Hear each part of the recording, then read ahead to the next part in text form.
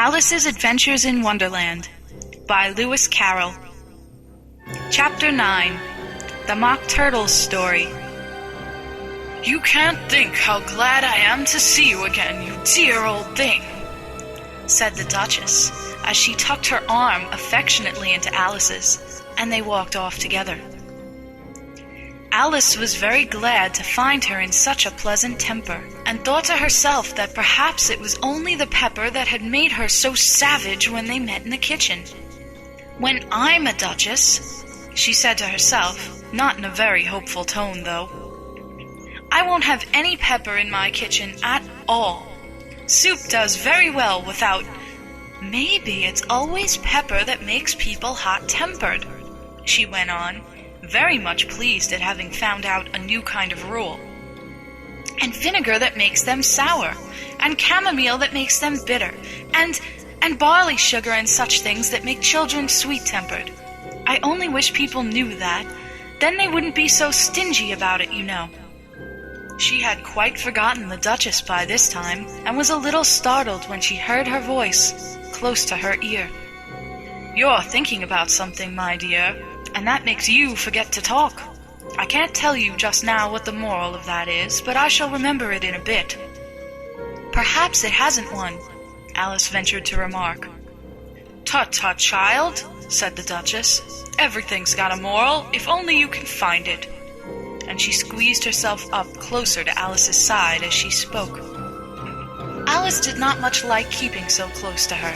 First, because the Duchess was very ugly, and secondly, because she was exactly the right height to rest her chin upon Alice's shoulder, and it was an uncomfortably sharp chin. However, she did not like to be rude, so she bore it as well as she could. "The game's going on rather better now," she said, by way of keeping up the conversation a little. "'Tis so," said the Duchess, "and the moral of that is, oh, 'tis love that makes the world go round." "Somebody said," Alice whispered, "that it's done by everybody minding their own business." Well, it means much the same thing," said the Duchess, digging her sharp little chin into Alice's shoulder, as she added, "and the moral of that is, take care of the sense, and the sounds will take care of themselves." How fond she is of finding morals in things, Alice thought to herself.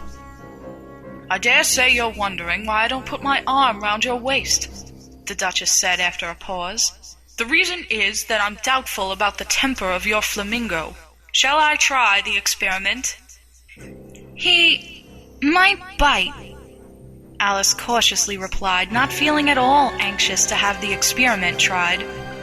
"Very true," said the Duchess. "Flamingos and mustard both bite, and the moral of that is, birds of a feather flock together." "Only mustard isn't a bird," Alice remarked. "Right as usual," said the Duchess. "What a clear way you have of putting things." "It's a mineral, I think," said Alice. "Of course it is," said the Duchess, who seemed ready to agree to everything that Alice said. "There's a large mustard mine near here, and the moral of that is, the more there is of mine, the less there is of yours." "Oh, I know," exclaimed Alice, who had not attended to this last remark. "It's a vegetable. It doesn't look like one, but it is." "I quite agree with you," said the Duchess. "And the moral of that is, be what you would seem to be. Or, if you'd like it put more simply, never imagine yourself not to be otherwise than what it might appear to others that what you were or might have been was not otherwise than what you had been would have appeared to them to be otherwise." "I think I should understand that better," Alice said very politely, "if I had it written down, but I can't quite follow it as you say it." "That's nothing to what I could say if I chose," the Duchess replied, in a pleased tone. "Pray, don't trouble yourself to say it any longer than that," said Alice. "Oh, don't talk about trouble," said the Duchess. "I make you a present of everything I've said as yet." "A cheap sort of present," thought Alice.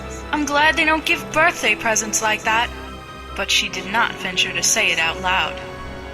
"Thinking again?" the Duchess asked, with another dig of her sharp little chin. "I've a right to think," said Alice sharply, for she was beginning to feel a little worried. "Just about as much right," said the Duchess, "as pigs have to fly. And the moral—" But here, to Alice's great surprise, the Duchess's voice died away, even in the middle of her favorite word, moral, and the arm that was linked into hers began to tremble. Alice looked up, and there stood the Queen in front of them, with her arms folded, frowning like a thunderstorm. "A fine day, Your Majesty," the Duchess began in a low, weak voice. "Now I give you fair warning," shouted the Queen, stamping on the ground as she spoke. "Either you or your head must be off, and that in about half no time. Take your choice." The Duchess took her choice and was gone in a moment. "Let's go on with the game," the Queen said to Alice. And Alice was too much frightened to say a word, but slowly followed her back to the croquet ground. The other guests had taken advantage of the Queen's absence and were resting in the shade. However, the moment they saw her, they hurried back to the game, the Queen merely remarking that a moment's delay would cost them their lives. All the time they were playing, the Queen never left off quarreling with the other players and shouting, "Off with his head!" or "Off with her head!" Those whom she sentenced were taken into custody by the soldiers, who, of course, had to leave off being archers to do this, so that by the end of half an hour or so there were no archers left, and all the players except the King, the Queen, and Alice were in custody and under sentence of execution. Then the Queen left off, quite out of breath, and said to Alice, "Have you seen the mock turtle yet?" "No," said Alice. "I don't even know what a mock turtle is." "It's the thing mock turtle soup is made from," said the Queen. "I never saw one, or heard of one," said Alice. "Come on, then," said the Queen, "and he shall tell you his history." As they walked off together, Alice heard the King say in a low voice to the company generally, "You are all pardoned." "Come, that's a good thing," she said to herself, for she had felt quite unhappy at the number of executions the Queen had ordered. They very soon came upon a griffin, lying fast asleep in the sun. If you don't know what a griffin is, look at the picture. "Up, lazy thing," said the Queen, "and take this young lady to see the mock turtle, and to hear his history. I must go back and see after some executions I have ordered." And she walked off, leaving Alice alone with the griffin. Alice did not quite like the look of the creature, but on the whole she thought it would be quite as safe to stay with it as to go after that savage Queen. So she waited. The griffin sat up and rubbed its eyes. Then it watched the Queen till she was out of sight. Then it chuckled.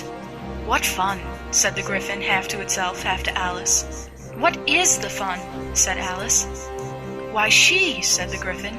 "It's all her fancy, that. They never executes nobody, you know. Come on." "Everybody says come on here," thought Alice, as she went slowly after it. "I never was so ordered about in all my life, never."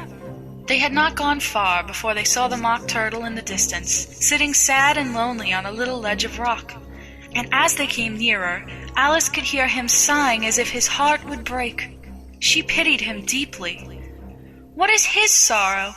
she asked the griffin, and the griffin answered, very nearly in the same words as before, "It's all his fancy, that. He hasn't got no sorrow, you know. Come on." So they went up to the mock turtle, who looked at them with large eyes full of tears, but said nothing. "This here young lady," said the griffin, "she wants for to know your history, she do." "I'll tell it her," said the mock turtle in a deep, hollow tone. "Sit down, both of you, and don't speak a word till I've finished." So they sat down, and nobody spoke for some minutes. Alice thought to herself, "I don't see how he can even finish if he doesn't begin." But she waited patiently. "Once," said the mock turtle at last, with a deep sigh, "I was a real turtle." These words were followed by a very long silence, broken only by an occasional exclamation of "Hm!" from the griffin, and the constant heavy sobbing of the mock turtle. Alice was very nearly getting up and saying, "Thank you, sir, for your interesting story." But she could not help thinking there must be more to come, so she sat still and said nothing. "When we were little," the Mock Turtle went on at last, more calmly, though still sobbing a little now and then, "we went to school in the sea. The master was an old turtle. We used to call him Tortoise." "Why did you call him Tortoise if he wasn't one?" Alice asked. "We called him Tortoise because he taught us," said the Mock Turtle angrily. "Really, you are very dull. You ought to be ashamed of yourself for asking such a simple question," added the Gryphon, and then they both sat silent and looked at poor Alice, who felt ready to sink into the earth. At last the Gryphon said to the Mock Turtle, "Drive on, old fellow, don't be all day about it." And he went on in these words, "Yes, we went to school in the sea, though you mayn't believe it." "I never said I didn't," interrupted Alice. "You did," said the Mock Turtle. "Hold your tongue," added the Gryphon, before Alice could speak again. The Mock Turtle went on. "We had the best of educations. In fact, we went to school every day." "I've been to a day school too," said Alice. "You needn't be so proud as all that." "With extras?" asked the Mock Turtle a little anxiously. "Yes," said Alice. "We learned French and music." "And washing?" said the Mock Turtle. "Certainly not," said Alice indignantly. "Ah, then yours wasn't a really good school," said the Mock Turtle in a tone of great relief. "Now at ours, they had at the end of the bill, French, music, and washing. Extra." "You couldn't have wanted it much," said Alice, "living at the bottom of the sea." "I couldn't afford to learn it," said the Mock Turtle with a sigh. "I only took the regular course." "What was that?" inquired Alice. "Reeling and writhing, of course, to begin with," the Mock Turtle replied. "And then the different branches of arithmetic: ambition, distraction, uglification, and derision." "I never heard of uglification," Alice ventured to say. "What is it?" The Gryphon lifted up both its paws in surprise. "What? Never heard of uglifying?" it exclaimed. "You know what to beautify is, I suppose." "Yes," said Alice doubtfully. "It means to make anything prettier." "Well then," the Gryphon went on, "if you don't know what to uglify is, you are a simpleton." Alice did not feel encouraged to ask any more questions about it, so she turned to the Mock Turtle and said, "What else had you to learn?" "Well, there was mystery," the Mock Turtle replied, counting off the subjects on his flappers. "Mystery, ancient and modern, with seaography. Then drawling. The drawling master was an old conger eel that used to come once a week. He taught us drawling, stretching, and fainting in coils." "What was that like?" said Alice. "Well, I can't show it you myself," the Mock Turtle said. "I'm too stiff, and the Gryphon never learnt it." "Hadn't time," said the Gryphon. "I went to the classics master, though. He was an old crab, he was." "I never went to him," the Mock Turtle said with a sigh. "He taught laughing and grief, they used to say." So he did," said the Gryphon, sighing in his turn, and both creatures hid their faces in their paws. "And how many hours a day did you do lessons?" said Alice in a hurry to change the subject. 10 hours the first day," said the Mock Turtle. 9 the next, and so on." "What a curious plan!" exclaimed Alice. "That's the reason they are called lessons," the Gryphon remarked, "because they lesson from day to day." This was quite a new idea to Alice, and she thought it over a little before she made her next remark. "Then the 11th day must have been a holiday?" "Of course it was," said the Mock Turtle. "And how did you manage on the 12th?" Alice went on eagerly. "That's enough about lessons," the Gryphon interrupted in a very decided tone. "Tell her something about the games now." End of Chapter 9.